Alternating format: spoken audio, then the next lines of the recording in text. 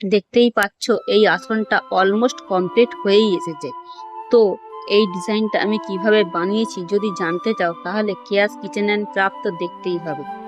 তো প্রথম থেকে বলছি কিভাবে স্টেপ বাই স্টেপ এই স্কোয়ার ডিজাইনটা করবে। তার জন্য সবার প্রথমে যে কোনো একটা জায়গা থেকে ঘর তুলে নিতে হবে। নিয়ে আমি এখানে 14টা ঘর নিয়েছি, তো সেই হিসাবে 14টা ঘর কিন্তু আমি গুনতে শুরু করে দিয়েছি। তো 14টা লম্বালম্বি ভাবে গোনার পরে উপর দিকেও 14টা ঘর কিন্তু আমাকে গুনতে হবে। 14টা ঘর যেই হয়ে গেল সেখান থেকে কিন্তু আমাকে নিডিলটা পিক করে দিয়ে তারপরে আবার নিচের দিকে আমি 14টা ঘর গুনে নিচের দিকে নিডিলটা তুলি। দেখো আমি নিডিলটা কিন্তু তুলে ফেললাম। তো এবারে আবার উপর দিক দিয়ে বাঁ দিকে 14টা ঘর গুনবো। তো 14টা ঘর গোনা হয়ে গেলে নিডিলটাকে দেখো যেই পিক করলাম অমনি কিন্তু কোনাকুনি একটা ঘর রেডি হয়ে গেল। তারপর ডান দিকে একটা ঘর ছেড়ে নিডিলটাকে তুলে কোনাকুনি ভাবে নিচের দিকে কিন্তু একটা আবার ক্রসের লাইন তুললাম সিন। তো যেখান থেকে আমি নিডিলটাকে পিক করছি সেই লাইন দিয়েই কিন্তু সোজাসুজি ভাবে আমি কিন্তু আবার নিডিলটাকে তুলছি। এইভাবেই কিন্তু কোনাকুনি ভাবে দেখো ডিজাইনটা রেডি হচ্ছে। পুরো যেই কোনা থেকে আমি নিডিলটা পিক করছি তারই উল্টো সাইড দিয়ে নিডিলের থ্রেডটা আবার বেরোচ্ছে, বেরিয়ে আবার কোনাকুনি ভাবেই কিন্তু নিডিলটা পিক করছি। এইভাবে আমার যে কটা ঘর আছে, আমি 14টা ঘর যেহেতু নিয়েছি, আমার সব শেষে 2 ঘরে গিয়ে ঠেকবে। যখন সব শেষে 2 ঘরে গিয়ে ঠেকবে তখন কিন্তু বুঝতে হবে যে আমার এই ডিজাইনটা পুরোটা কমপ্লিট হয়েছে। তো দেখো প্রথমে যে আমি করছি তখন কিন্তু খুব ভালোভাবে বোঝা যাচ্ছে না যে ডিজাইনটা কিরকম রেডি হবে, কিন্তু আস্তে আস্তে যতটা ঘর আমি এগিয়ে যাচ্ছি তখনই কিন্তু বোঝা যাচ্ছে যে ডিজাইনটা কিভাবে কিরকম হতে চলেছে। দেখো এখন কিন্তু কিছুটা আন্দাজ পাওয়া যাচ্ছে, কিন্তু এখনো অনেকটা ঘরই ভরাট করতে বাকি আছে। কিন্তু পুরোটাই হবে এরকম কোনাকুনি ভাবে, যেখান থেকে নিডিলটা পিক করব তার পাশ দিয়ে কিন্তু আবার নিডিলটাকে তুলে কোনাকুনি ভাবে কিন্তু ঘরটা উঠবে। তাহলেই কিন্তু সুন্দরভাবে এই স্কোয়ার ডিজাইনটা রেডি হয়ে যাবে। আমি এখানে 14টা ঘর নিয়েছি। কেউ যদি চাও 12টা, 10টা, 18টা, 20টা, 22টা, নিজের ইচ্ছা মতন জোর সংখ্যাতে ঘর নিতে হবে। তবেই কিন্তু এই বক্সটা খুব তাড়াতাড়ি রেডি হয়ে যাবে সুন্দরভাবে, কারণ এটা জোর সংখ্যা লাগবে। শেষে যে 2 ঘর থাকছে তার জন্য যখনই দেখবে শেষে 2 ঘর চলে এসছে তখন বুঝতে হবে যে ডিজাইনটা ঠিক মতন আমার রেডি হয়ে গেছে। আর করতে কিন্তু খুব বেশি সময়ও লাগবে না। তাই যারা আসনে নতুন ডিজাইন করবে ভাবছো, এটা কিন্তু খুব তাড়াতাড়ি তাদের জন্য তৈরি হয়ে যাবে। আর কোনো অসুবিধাও হবে না, শুধু কোনাকুনি ভাবে ঘরটা তুলতে হবে আর জোড় সংখ্যা ঘরটা নিতে হবে। তো দেখো অনেকটাই কিন্তু হয়ে এসছে, আর কিছুটা করলেই তাহলে কিন্তু একটা বক্স রেডি হয়ে যাবে। কিন্তু খেয়াল রাখতে হবে আমি যেই ঘরগুলো যে তুলছি আমাকে কিন্তু একটা করে ঘরই ছাড় দিতে হবে। কেউ যদি ভুল করে একটার জায়গায় 2টো ঘর ছাড় দিয়ে দাও তাহলে কিন্তু শেষে যে বলছি 2 ঘর মিলবে, তাহলে কিন্তু সেটা মেলানো যাবে না। তাহলে কিন্তু ডিজাইনটা পুরো কোনো না কোনো জায়গায় ভুল থেকে গেলেই লাস্টে মেলাতে পারবে। ঠিক মতন যদি তোলা হয় তাহলে কিন্তু লাস্টে 2 ঘর পেয়ে যাবে। তৈরি হয়ে যাওয়ার পরেও কিন্তু খুব সুন্দর দেখতে লাগে। আমি এখানে কিন্তু নানা রকম কালার দিয়ে করেছি। কেউ চাইলে 2টো কালার দিয়েও করতে পারো বা রং বেরঙি কালার দিয়েও করতে পারো। তো দেখো 3টে ঘর কিন্তু আমি গুনে নিলাম, তার কি 3টে সাইডে 2টো হয়ে গেছে। তার জন্যই এখানে শেষে আমি 3 ঘর পেয়েছি বলে একটাতে নিডিল পিক করতে কিন্তু আমি 2 ঘর পেয়ে গেলাম, তার 4 সাইডে হয়ে গেল। এবার উপরের দিকের যে ঘরটা সেটা আমি করবো, তার জন্য কিন্তু উপর দিকেও আমি 14টা ঘর গুনতে শুরু করে দিয়েছি। 14টা ঘর গুনেই কিন্তু তাহলে কোনাকুনি যেই সেলাইটা দিয়ে দিলাম সঙ্গে সঙ্গে কিন্তু একটা কোনা রেডি হয়ে গেল। তারপর নিচের দিকে নিডিলটাকে নিয়ে এসে আবার কিন্তু ডান সাইড দিয়ে 14টা ঘর গুনে আমি কিন্তু 14টার মাথায় গিয়ে যেই নিডিলটা পিক করলাম আমার কিন্তু কোনাকুনি ঘর রেডি হয়ে গেল। তো তারপরে তার তলা দিয়ে আবার যেরকম ক্রস সেলাইয়ের মাধ্যমে ক্রস সেলাই না স্টেন স্টিচ প্যাটার্নে যেরকম কোনাকুনি ভাবে সেলাইটা করছিলাম আগের বারে যেরকম দেখালাম সেইভাবে কিন্তু আবার সেম প্রসেসেই প্রত্যেক কটা ঘর রেডি হবে।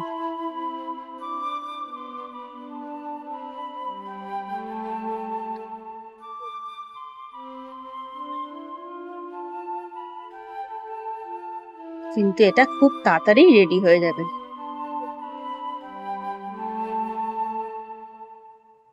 এই একটা করে চৌকো বক্স মানে 4টের যে ঘর আমি রেডি করতে আমার টাইম লেগেছে 30 মিনিট বা 28 মিনিট 29 মিনিট এরকম করে। কিন্তু এই টাইমে কিন্তু ক্রস সেলাই দিয়ে যদি ভরাট করা হয় তাহলে কিন্তু ভরাট করা যেত না। এই স্টেন স্টিচ প্যাটার্নে বলে এত তাড়াতাড়ি এতটা জায়গায় কিন্তু ভরাট হয়ে গেল।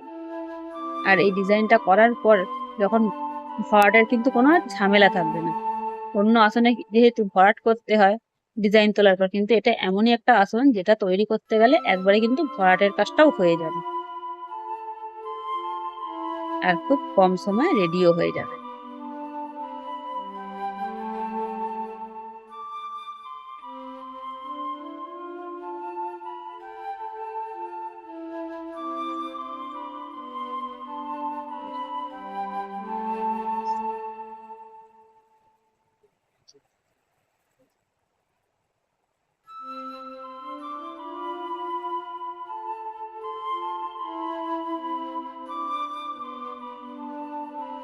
কিন্তু বারবার বলছি খেয়াল রাখতে হবে দুটোর জায়গায় যেন মানে একটা করে ঘর ছাড় দিতে বলছি, কোনো জায়গায় যেন ভুল করে দুটো ঘর না ছাড় হয়ে যায়, তাহলে কিন্তু শেষে গিয়ে মেলাতে পারবে না।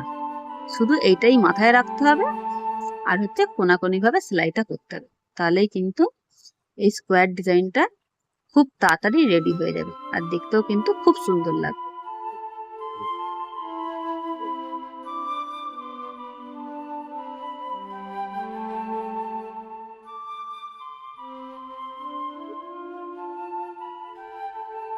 একটু যদি সময় লাগে তো লাগুক না, কিন্তু ডিজাইনটা যাতে শেষমেশ যাতে ঠিক মতন আসে সেটাও তো দেখতে হবে। কারণ এত কষ্ট করে করার পর যদি লাস্টে দেখলাম যে ঘর মিললো না, তো তখন আফসোস থাকার ব্যাপার আছে। তো সেই হিসেবে যখন প্রথম থেকে করছি তখন থেকে যদি ঠিক করে ঠান্ডা মাথায় করা হয় তাহলে কিন্তু ডিজাইনটাতে কোথাও ভুল হওয়ার সম্ভাবনা থাকে না।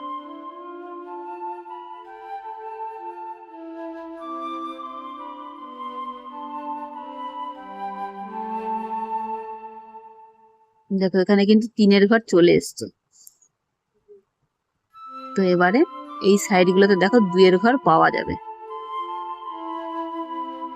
মানে যখনই একটা সাইডে 3-এর ঘর পেয়ে যাবে তখনই কিন্তু অন্য সাইড গুলোতে 2-এর ঘর পেতে শুরু করে দেবে।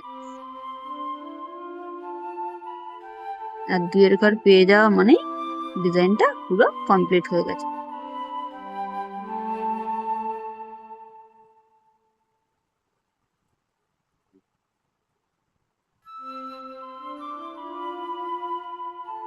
দেখো সব দিকে কিন্তু আমি 2-এর ঘর পেয়ে গেছি।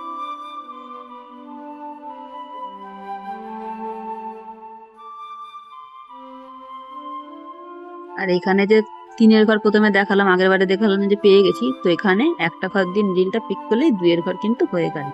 তাহলে খুব তাড়াতাড়ি কিন্তু দুটো বক্স রেডি হয়ে গেল।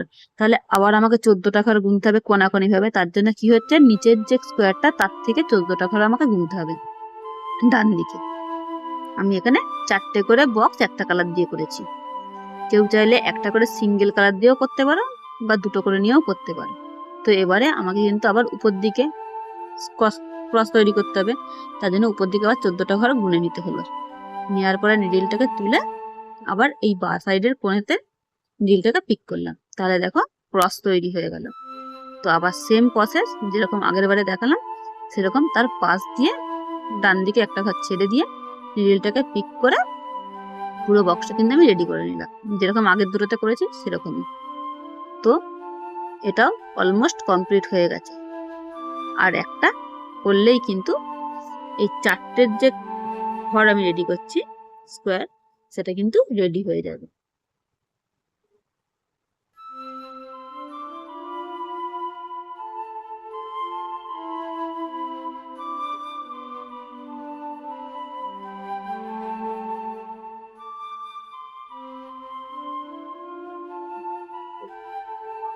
স্কুল প্রজেক্টের ক্ষেত্রেও কিন্তু এই আসনটা যে কেউ বানাতেই পারো খুব সহজে, কোনো ঝামেলা কিন্তু হবে না। কারণ এটাতে কোনো ডিজাইন আলাদাভাবে তুলতেও হবে না, কিচ্ছু না। শুধু 14 মানে আমি যেরকম 14টা নিচ্ছি, তোমরা চাইলে আরো কম সংখ্যার ঘরেও নিতে পারো। বা কেউ যদি ভাবো যে এর থেকে বড় বক্স রেডি করবে, তো এর থেকে বড় করার জন্য 30টা 36টা এরকমও ঘর নিতে পারো। যেরকম ঘর নেবে সেরকমই কিন্তু বক্সটা রেডি হবে। তো সেই হিসাবে এই আসনটা খুব তাড়াতাড়ি রেডি হয়ে যাবে। তাহলে দেখো এখানেও কিন্তু আমি প্রথমে ক্রসটা করে নিয়েছি, নিয়ে তারপরে যেরকম প্রসেসে আগের গুলো করলাম সেই সেম প্রসেসেই কিন্তু আবার এই বক্সটাও রেডি করে নেব।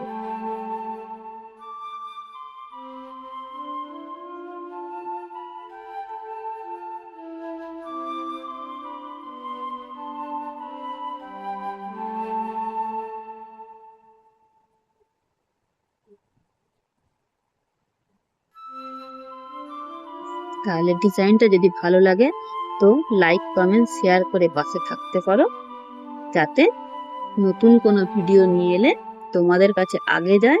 তার জন্য বেল আইকনটা প্রেস করে রাখতেই পারো।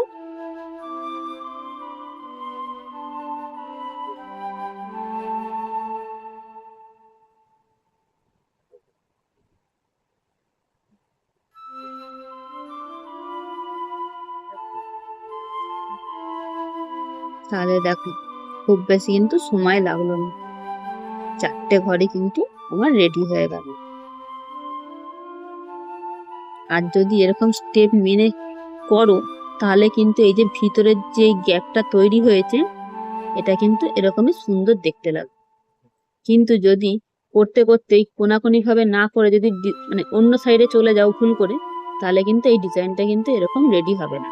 তাই কোনাকুনি ভাবেই করতে হবে, একটা করে ঘর ছাড়তে হবে, তবেই এই ডিজাইনটা কিন্তু ঠিক মতো রেডি হবে।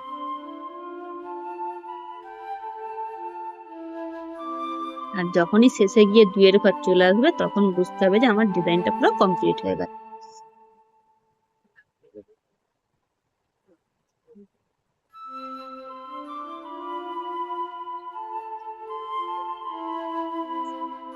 তাহলে দেখো একটা বক্স পুরোপুরি কমপ্লিট করলাম, কিন্তু খুব বেশি সময় লাগলো না। তাহলে একটা কমপ্লিট হতেই এরকম দেখতে লাগবে। তাহলে পুরোটা যখন কমপ্লিট হয়ে গেছে তাহলে দেখো তারপরে কি সুন্দর দেখতে লাগবে। আর এটা কালারিং দিয়েছি বলে দেখতে কিন্তু আরো বেশি ভালো লাগছে। তাহলে জানাতে কিন্তু ভুলবে না যে কেমন হয়েছে।